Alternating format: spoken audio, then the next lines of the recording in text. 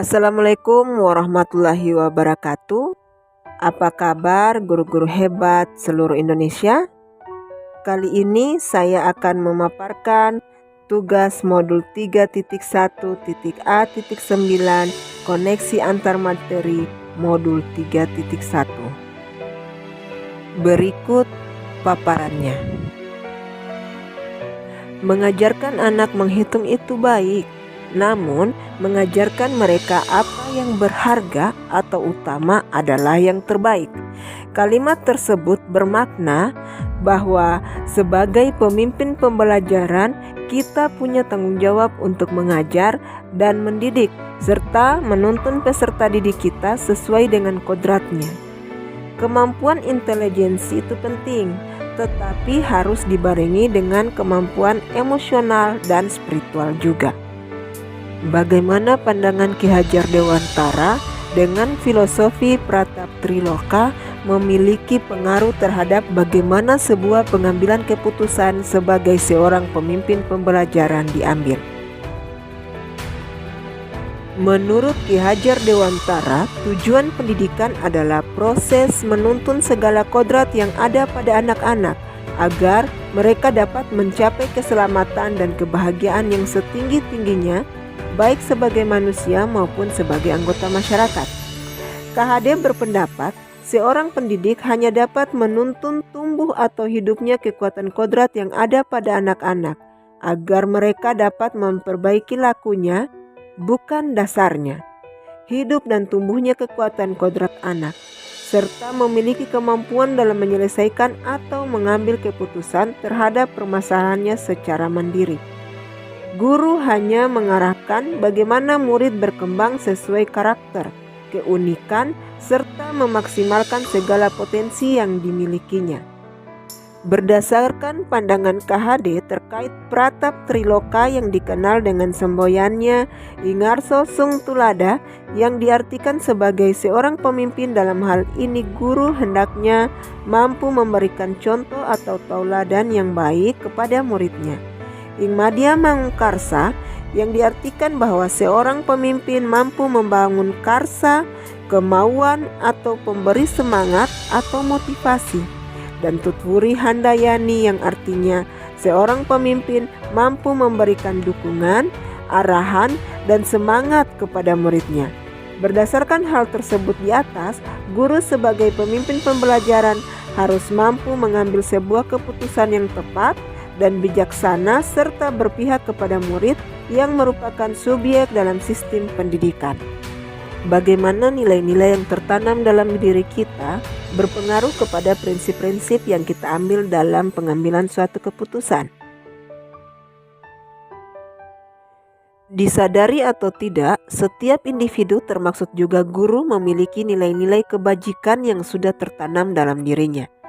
Nilai-nilai yang sifatnya berupa kebajikan universal meliputi hal-hal seperti keadilan, tanggung jawab, kejujuran, bersyukur, lurus hati, berprinsip, integritas, kasih sayang, rajin, komitmen, percaya diri, kesabaran, dan masih banyak lagi.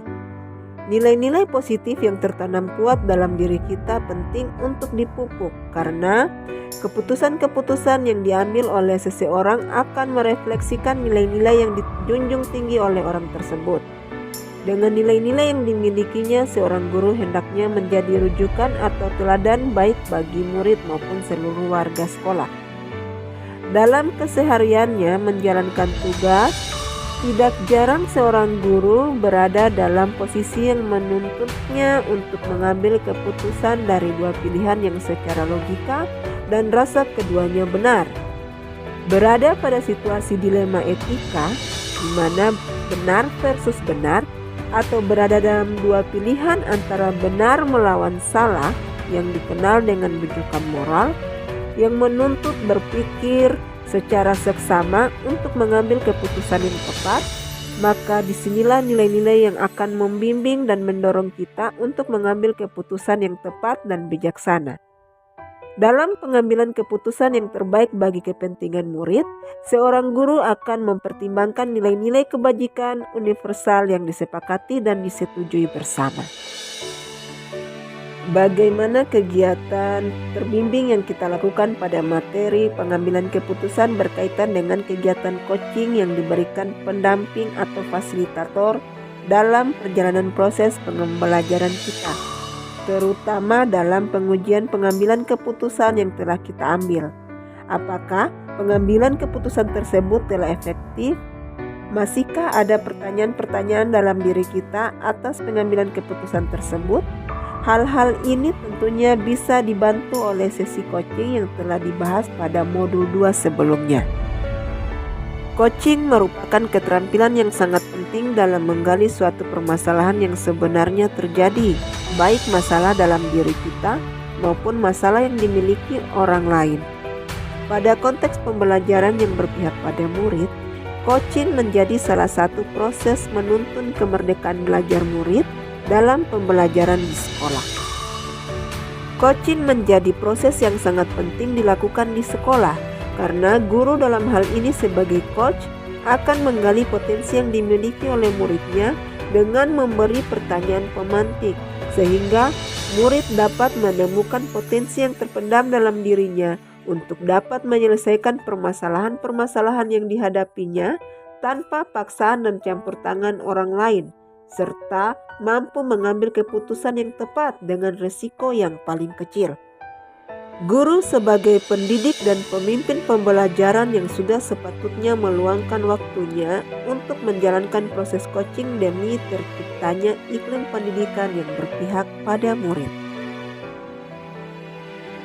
Bagaimana kemampuan guru dalam mengelola dan menyadari aspek sosial emosionalnya akan berpengaruh terhadap pengambilan keputusan. Seorang guru sebagai pemimpin pembelajaran di kelas sudah seyogyanya harus bisa mengetahui dan memahami kondisi sosial dan emosional dari muridnya. Selain itu, untuk dapat membentuk dan mewujudkan profil pelajar Pancasila, seorang murid harus mampu menyelesaikan permasalahannya dalam belajar sehingga tidak menjadi dilema bagi mereka untuk sekarang maupun yang akan datang. Guru juga penting untuk memahami aspek sosial dan emosionalnya agar mereka mampu mengambil keputusan yang tepat dan bijaksana dalam menyelesaikan persoalan pembelajaran baik di kelas maupun di lingkungan sekolah. Bagaimana pembahasan studi kasus yang fokus pada masalah moral atau etika kembali kepada nilai-nilai yang dianut seorang pendidik?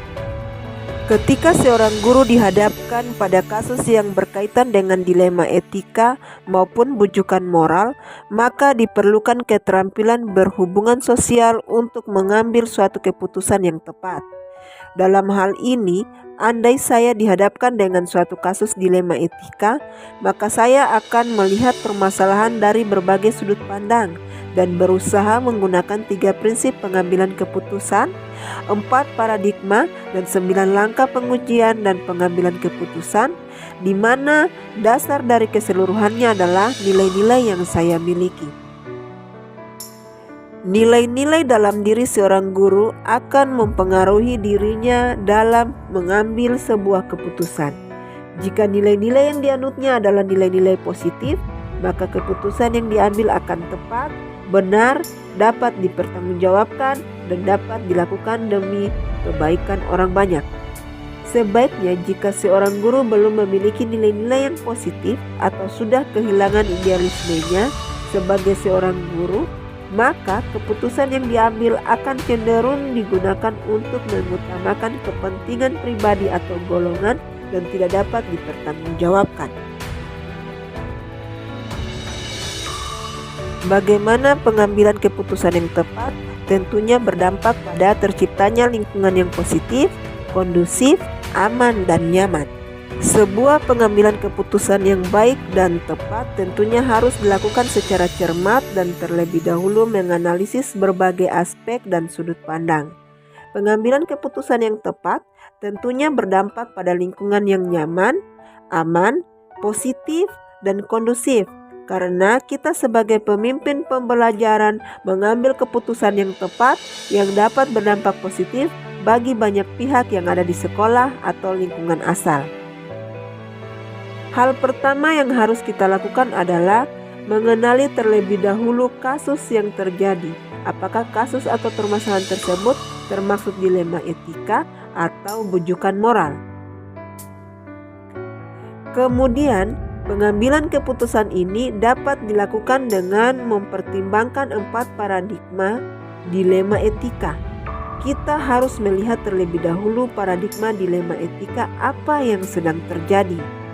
Apakah paradigma dilema etika individu melawan masyarakat, rasa keadilan melawan rasa kasihan, kebenaran melawan kesetiaan, atau jangka pendek melawan jangka panjang?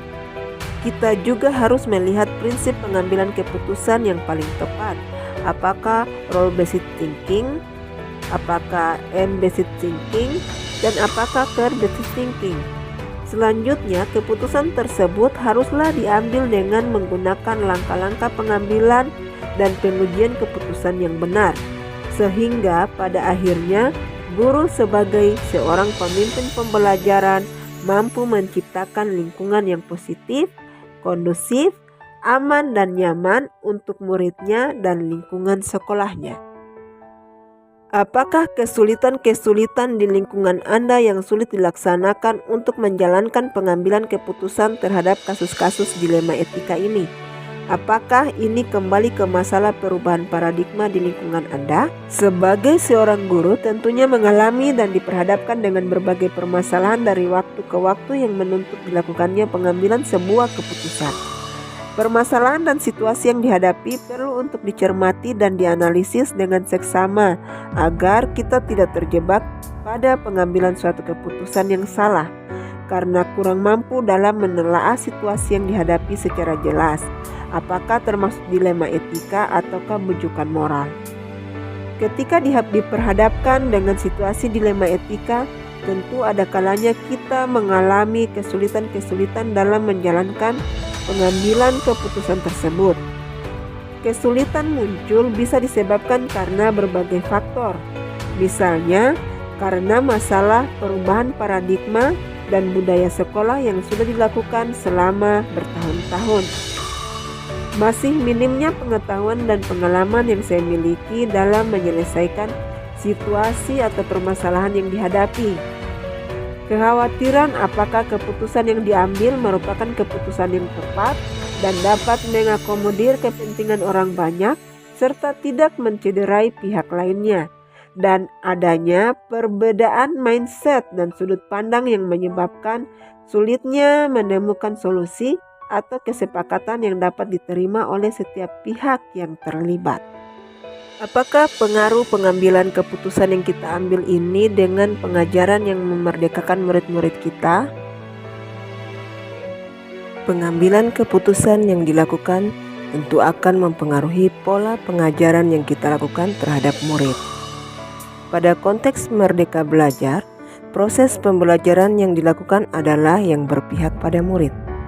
Karena itu, keputusan yang diambil sebagai bentuk proses dalam menuntun murid untuk merdeka, tumbuh, dan berkembang sesuai dengan kodrat alam, zaman, dan potensi yang dimilikinya. Hendaknya guru memberikan ruang bagi murid dalam proses pengajaran untuk merdeka, mengemukakan pendapat, dan mengekspresikan bakat dan potensi yang dimilikinya. Dengan demikian, murid-murid dapat belajar mengambil keputusan yang sesuai dengan pilihannya sendiri tanpa paksaan dan campur tangan orang lain. Karena pada dasarnya tujuan pembelajaran adalah dapat memberikan keselamatan dan kebahagiaan pada murid. Bagaimana seorang pemimpin pembelajaran dalam mengambil keputusan dapat mempengaruhi kehidupan atau masa depan murid-muridnya?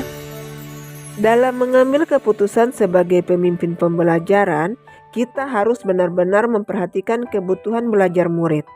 Dengan keputusan yang kita ambil sudah mempertimbangkan kebutuhan murid, maka murid dapat menggali potensi yang ada dalam dirinya dan kita sebagai pemimpin pembelajaran dapat memberikan pembelajaran yang sesuai dengan kebutuhan belajarnya dan menuntun murid dalam mengembangkan potensi yang dimilikinya. Sehingga dengan memperhatikan semua itu dalam mengambil keputusan, maka keputusan kita dapat berpengaruh terhadap keberhasilan dari murid di masa depannya nanti. Apakah kesimpulan akhir yang dapat Anda tarik dari pembelajaran modul materi ini dan keterkaitannya dengan modul-modul sebelumnya? Pembelajaran dan pengalaman yang saya peroleh dari mempelajari modul 3.1 terkait pengambilan keputusan sebagai pemimpin pembelajaran adalah bahwa seorang pendidik merupakan pilar utama dalam dunia pendidikan yang berinteraksi langsung dengan murid, sehingga sering diperhadapkan oleh situasi dan problematika yang mengharuskan dilakukannya pengambilan keputusan. Tentunya harapan dari pengambilan keputusan yang dilakukan bukanlah suatu keputusan gegabah dan terburu-buru yang kemudian tidak mempertimbangkan konsekuensi dan situasi tak terduga lainnya di masa depan serta mencederai pihak lainnya. Pengambilan keputusan yang dilakukan merupakan rangkaian proses yang dapat dilakukan dengan penuh cermat dan kehati-hatian dalam menentukan sikap dan langkah-langkah tindakan dari berbagai kemungkinan situasi yang ada. Adapun dengan modul-modul sebelumnya, pembelajaran pada modul ini merupakan sesuatu yang saling berkaitan. Sebagaimana dijelaskan oleh Ki Hajar Dewantara, bahwa pendidikan bertujuan menuntun segala proses dan kodrat atau potensi anak untuk mencapai sebuah keselamatan dalam kebahagiaan yang setinggi-tingginya, baik untuk dirinya sendiri, sekolah, maupun masyarakat. Dalam melaksanakan proses pembelajaran, guru harus mampu melihat dan memahami kebutuhan belajar muridnya, serta mampu mengelola kompetensi sosial dan emosional yang dimiliki dalam mengambil sebuah keputusan sebagai pemimpin pembelajaran. Selain itu, coaching juga menjadi salah satu usaha yang dilakukan oleh seorang pendidik dalam menuntun murid untuk memaksimalkan segala potensi yang dimiliki dalam menyelesaikan permasalahan yang dihadapi. Proses coaching ini dilakukan dengan menjalin dan membangun hubungan kolaborasi dengan menggunakan komunikasi asertif serta mengajukan pertanyaan-pertanyaan reflektif yang menstimulus murid dalam mengeksplorasi potensi yang dimiliki untuk mengatasi permasalahan yang dihadapi. Coaching sendiri tidak hanya dilakukan pada murid, tetapi dapat juga diterapkan untuk membantu rekan guru atau seluruh warga sekolah untuk menciptakan kondisi yang aman, nyaman, dan membangun kebiasaan budaya positif sekolah. Akhirnya, peranan pengambilan keputusan yang tepat dan efektif oleh guru sebagai seorang pemimpin pembelajaran sangatlah penting. Keputusan yang selalu berpihak pada murid sejalan dengan nilai-nilai kebajikan dan dapat dipertanggungjawabkan di dunia dan akhirat akan dapat melahirkan generasi emas Indonesia yang memiliki profil pelajar Pancasila. Demikian paparan koneksi antar materi modul 3.1. Semoga bermanfaat. Salam bahagia.